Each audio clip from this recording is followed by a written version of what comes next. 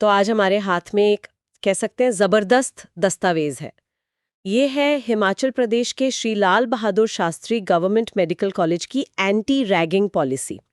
आज हम ये समझने की कोशिश करेंगे कि ये पॉलिसी सिर्फ एक कागजी शेर है या इसमें सच में दम है। मतलब हमारा मिशन ये देखना है कि एक जीरो टॉलरेंस का माहौल बनाने के लिए सिर्फ नियम काफी है या फिर एक पूरे सिस्टम की जरूरत पड़ती है। और यही बात इस दस्तावेज को बहुत दिलचस्प बनाती है। ये सिर्फ कॉलेज के अंदरूनी नियमों का मामला नहीं है। ये प्रशासनिक सजा और एक सख्त आपराधिक कानून दोनों की ताकत को एक साथ इस्तेमाल करती है। आप इसे एक डबल बैरल गन की तरह समझ सकते हैं। Double barrel gun? हाँ, जिसका एक निशाना कॉलेज की अपनी कार्रवाई है और दूसरा निशाना है सीधा पुलिस केस। वाह, ये तो शुरुआत से ही काफी गंभीर लग रहा है। चलिए फिर देखते हैं इसे परत दर परत। दस्तावेज की पहली लाइन में लिखा है जीरो टॉलरेंस पॉलिसी। ये शब्द तो हम हर जगह सुनते हैं, पर यहाँ इसका असली मतलब क्या है? देखिए, यहाँ इसका मतलब बहुत साफ और बहुत वसी है। पॉलिसी कहती है कि रैगिंग किसी भी शक्ल में बर्दाश्त नहीं की जाएगी, चाहे वो फिजिकल हो, जुबानी हो, साइकोलॉजिकल, साइबर या फिर सेक्सुअल। इसमें कोई ग्रे एरिया, कोई अगर मगर नहीं है। और जो बात मुझे सबसे ज्यादा चौंका रही है वो ये है कि ये सिर्फ कैंपस या हॉस्टल तक सीमित नहीं है। दस्तावेज कहता है कि ये नियम कॉलेज से जुड़ी किसी भी ऑफ कैंपस गतिविधि पर भी लागू होते हैं। मतलब कॉलेज की जिम्मेदारी कैंपस के गेट पर खत्म नहीं होती। ये तो एक बहुत बड़ी बात है। बिल्कुल। और यहीं वो डबल बैरल वाला सिस्टम काम में आता है। इस पॉलिसी की नींव दो अलग-अलग कानूनों पर टिकी है। पहला है केंद्रीय स्तर पर यूजीसी यानी यूनिवर्सिटी ग्रांट्स कमीशन के 2009 के नियम। ये प्रशासनिक कार्रवाई का आधार है। मतलब कॉलेज इसके तहत किसी स्टूडेंट को सस्पेंड कर सकता है, निकाल सकता है। ठीक है, तो ये हुआ पहला बैरल, कॉलेज का अपना डंडा। हाँ, और इसी के आधार पर कॉलेजों को मान्यता और फंडिंग मिलती है, तो वो इसे हल्के में नहीं ले सकते। और दूसरा? दूसरा बैरल ज्यादा शक्तिशाली है। वो है राज्य का कानून, हिमाचल प्रदेश शैक्षणिक संस्थान रैगिंग का निषेध अधिनियम 2009। ये सिर्फ नियम नहीं है, ये एक क्रिमिनल लॉ है और इसके तहत रैगिंग करना एक संज्ञेय और गैर जमानती अपराध है। एक मिनट, संज्ञेय और गैर जमानती, जरा इसे आसान भाषा में समझाएंगे? जरूर। संज्ञेय का मतलब है कि पुलिस को किसी को गिरफ्तार करने के लिए वारंट की जरूरत नहीं है। अगर उन्हें लगता है कि अपराध हुआ है तो वे सीधे एक्शन ले सकते हैं। अच्छा। और गैर जमानती का मतलब है कि जमानत मिलना आरोपी का अधिकार नहीं है। ये कोर्ट पर निर्भर करेगा, जो कि गंभीर मामलों में बहुत मुश्किल होता है। तो एक ही गलती के लिए स्टूडेंट पर दो तरफ से मार पड़ सकती है। कॉलेज भी सजा देगा और पुलिस भी। हाँ बिल्कुल। पर इसमें कानूनी उलझनें पैदा नहीं होती? मान लीजिए कॉलेज किसी को बेकसूर मानता है और पुलिस उसे दोषी, या इसका उल्टा, तब क्या होगा? ये एक बहुत अच्छा सवाल है। और इस पॉलिसी की खूबी यही है कि ये दोनों प्रक्रियाएं एक दूसरे से पूरी तरह आजाद हैं। कॉलेज की अपनी जांच कमेटी है जो ये तय करती है कि स्टूडेंट को कॉलेज में रखना है या नहीं। ये एक अनुशासनात्मक कार्रवाई है। और पुलिस की जांच? वहीं पुलिस की जांच आपराधिक कानून के तहत होती है, जिसका नतीजा कोर्ट में तय होता है। एक का फैसला दूसरे पे असर नहीं डालता। हो सकता है कॉलेज किसी को निकाल दे पर कोर्ट उसे बरी कर दे, या ये भी हो सकता है कि कॉलेज सिर्फ चेतावनी दे और कोर्ट उसे जेल भेज दे। समझ गई। ये तो बहुत ही सख्त व्यवस्था है। लेकिन कहते हैं ना, इलाज से बेहतर बचाव है। तो क्या ये पॉलिसी रैगिंग को होने से रोकने के लिए भी कुछ करती है या बस घटना होने का इंतजार करती है? यहीं पर यह पॉलिसी सिर्फ सजा देने वाले दस्तावेज से आगे निकल जाती है। इसका एक बहुत बड़ा हिस्सा रोकथाम यानी प्रिवेंशन पर केंद्रित है, और इसकी शुरुआत एडमिशन के साथ ही हो जाती है। एडमिशन के साथ? कैसे? हर स्टूडेंट और उनके माता पिता को नेशनल एंटी रैगिंग पोर्टल पर जाकर ऑनलाइन एफिडेविट मतलब एक शपथ पत्र भरना जरूरी है। एफिडेविट मतलब एक कानूनी दस्तावेज पर साइन करना कि हम रैगिंग नहीं करेंगे और ना ही सहेंगे। हाँ, इसका मनोवैज्ञानिक असर तो पड़ता होगा, है ना? बिल्कुल। ये सिर्फ एक फॉर्म नहीं है। जब कोई छात्र और उसके माता पिता कानूनी तौर पर ये स्वीकार करते हैं कि वे रैगिंग के अंजाम को समझते हैं, तो ये एक बहुत शक्तिशाली संदेश देता है। इसके अलावा कॉलेज खुद सभी माता पिता को एक चिट्ठी भेजता है। अच्छा, उसमें क्या होता है? उसमें साफ साफ लिखा होता है कि अगर कोई दिक्कत हो तो किससे और कैसे संपर्क करना है। इससे माता पिता भी इस पूरी प्रक्रिया में एक हिस्सेदार बन जाते हैं। ये तो हुई कागजी कार्रवाई, पर असल में कॉलेज के अंदर एक पॉजिटिव माहौल बनाने के लिए क्या होता है? क्योंकि रैगिंग तो कल्चर का हिस्सा मानी जाती रही है कई जगहों पर। इसके लिए खास सेंसिटाइजेशन प्रोग्राम होते हैं। जहां उन्हें ये साफ बताया जाता है कि उनसे दादागिरी की नहीं बल्कि मेंटरशिप की उम्मीद की जाती है। मेंटरशिप। हाँ, उनसे उम्मीद की जाती है कि वो जूनियर्स के लिए एक सपोर्ट सिस्टम बने, डर का कारण नहीं। और इसी से जुड़ा एक और सिस्टम है जिसका जिक्र दस्तावेज में है, फैकल्टी मेंटर और बडी सिस्टम। ये क्या है? ये इस पॉलिसी का शायद सबसे जरूरी और जमीनी कदम है।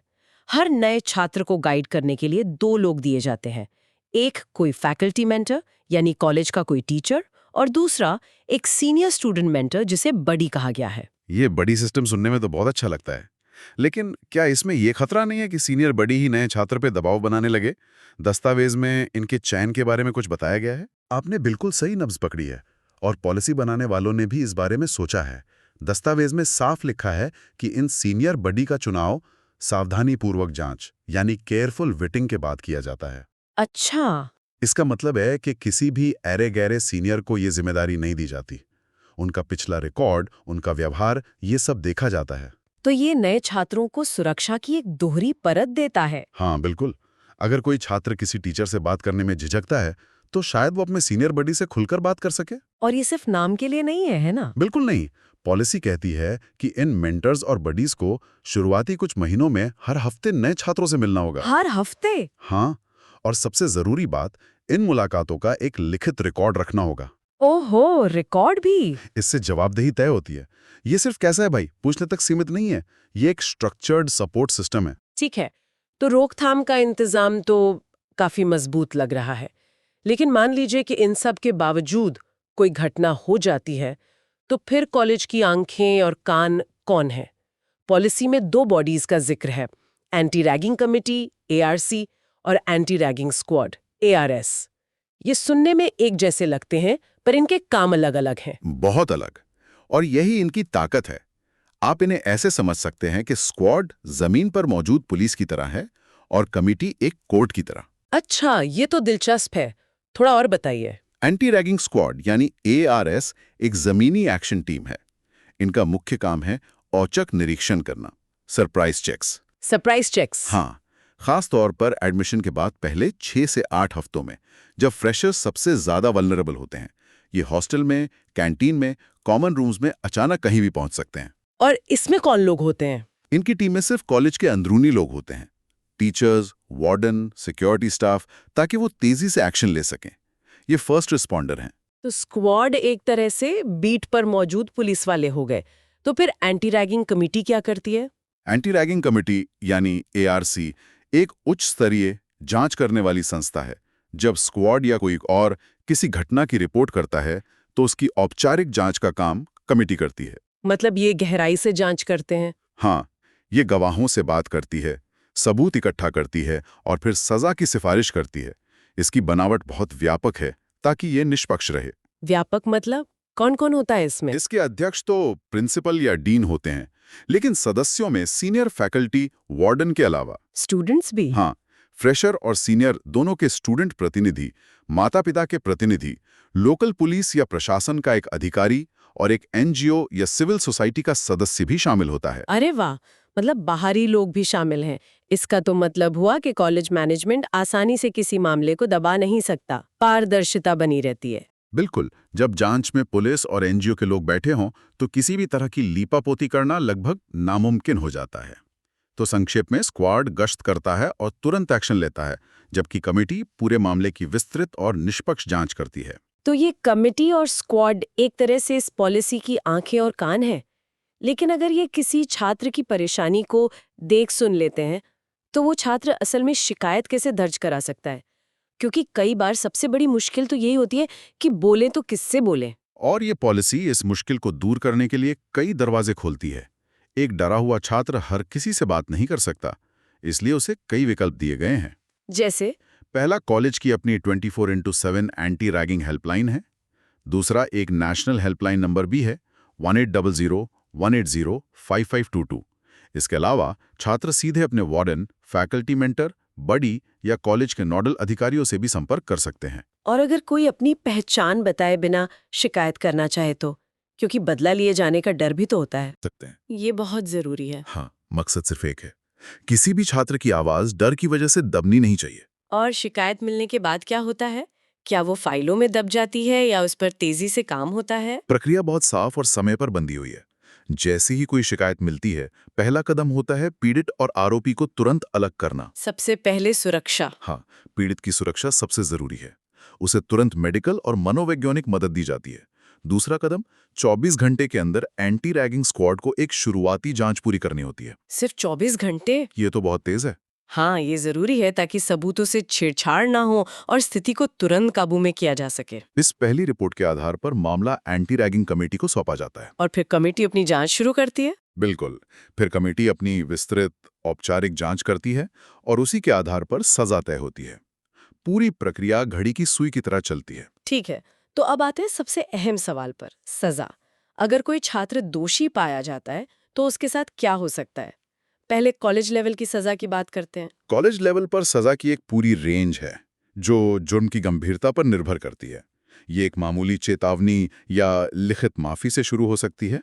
फिर क्लास या हॉस्टल से सस्पेंशन, स्कॉलरशिप रोकना, परीक्षा के नतीजे रोकना। और सबसे बड़ी सजा? सबसे गंभीर मामलों में कॉलेज से निकाल देना या एडमिशन ही रद्द कर देना शामिल है। लेकिन जैसा आपने शुरू में कहा था, ये तो कहानी का सिर्फ एक हिस्सा है।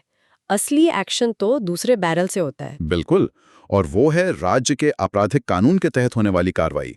हिमाचल प्रदेश का कानून कहता है कि जैसे ही रैगिंग की कोई घटना साबित होती है, कॉलेज के लिए पुलिस में एफआईआर दर्ज कराना अनिवार्य है। अनिवार्य मतलब कोई अगर मगर नहीं? कोई अगर मगर नहीं। और अगर कॉलेज ऐसा नहीं करता, मान लीजिए अपनी इज्जत बचाने के लिए मामले को दबाने की कोशिश करता है, तब कॉलेज के अधिकारी खुद मुसीबत में पड़ जाएंगे। कानून में से आपराधिक लापरवाही या काल्पबल नेग्लिजेंस माना गया है, और ऐसा करने पर संस्थान के प्रमुख के खिलाफ भी कार्रवाई हो सकती है। वाह! कानून उन्हें जवाबदेह बनाता है। आप मामले को कालीन के नीचे नहीं छिपा सकते। और अगर एफआईआर हो गई और कोर्ट में दोष साबित हो गया तो? आपराधिक सजा क्या है? दोष साबित होने पर 3 साल तक की जेल या 50,000 रुपए तक का जुर्माना या दोनों हो सकते हैं। लेकिन एक और सजा है जो शायद सबसे ज्यादा असरदार है। वो क्या है? रैगिंग के लिए कॉलेज से निकाले गए छात्र पर अगले 3 साल तक देश के किसी भी दूसरे शिक्षण संस्थान में दाखिला लेने पर पाबंदी लग जाती है। 1 मिनट रुकिए, 3 साल का बैन? हाँ, 3 साल। मतलब उस छात्र का एकेडमिक करियर 3 साल के लिए पूरी तरह खत्म। ये तो किसी युवा के जीवन के लिए बहुत ही गंभीर परिणाम है। ये सख्त है और होना भी चाहिए। ये पॉलिसी वाकई बहुत सख्त है। ये सख्त है क्योंकि ये एक बहुत बड़ा संदेश देती है। ये अकादमिक दुनिया में ब्लैकलिस्ट होने जैसा है। ये सिर्फ एक सजा नहीं, बल्कि एक चेतावनी है कि आपके कुछ पलों के गलत व्यवहार की कीमत आपके पूरे करियर को चुकानी पड़ सकती है। ये एक बहुत बड़ा निवारक, एक डिटरेंट है।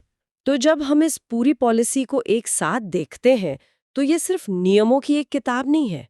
ये रोकथाम, मॉनिटरिंग, रिपोर्टिंग और सजा की एक ऐसी बहुस्तरीय प्रणाली है जो आपस में जुड़ी हुई है। हर नए छात्र को एक टीचर और एक सीनियर बडी देने से लेकर माता-पिता को शामिल करने और आपराधिक कानून को सीधे लागू करने तक ये एक 360 डिग्री नजरिया है। बिल्कुल। ये दिखाता है कि एक सुरक्षित माहौल बनाना सिर्फ छात्रों की नहीं, बल्कि प्रशासन, शिक्षकों, अभिभावकों और कानून की एक साझा जिम्मेदारी है। और ये पॉलिसी सिर्फ रैगिंग को रोकने के बारे में नहीं है, ये सकारात्मक मार्गदर्शन और सम्मान के कल्चर को बढ़ावा देने के बारे में भी है। ये बात बहुत जरूरी है। हाँ, जब आप एक सीनियर छात्र को दादा की जगह मेंटर की भूमिका देते हैं, तो आप उससे एक अलग तरह के व्यवहार की उम्मीद करते हैं, और ये कल्चर को जड़ से बदलने का एक शक्तिशाली तरीका है। ये सारी बातें हमें एक बड़े सवाल पर लाकर छोड़ देती हैं। क्या इस तरह की विस्तृत, कानूनी रूप से बाध्यकारी और संरचित प्रणालियां, जहां प्रशासनिक और आपराधिक दोनों कार्यवाहियां एक साथ चलती हैं, क्या ये देश के सभी कॉलेजों और विश्वविद्यालयों के लिए एक मानक जरूरत नहीं बन जानी चाहिए, ताकि सीखने की जगहें सच में सभी के लिए सुरक्षित हो सकें?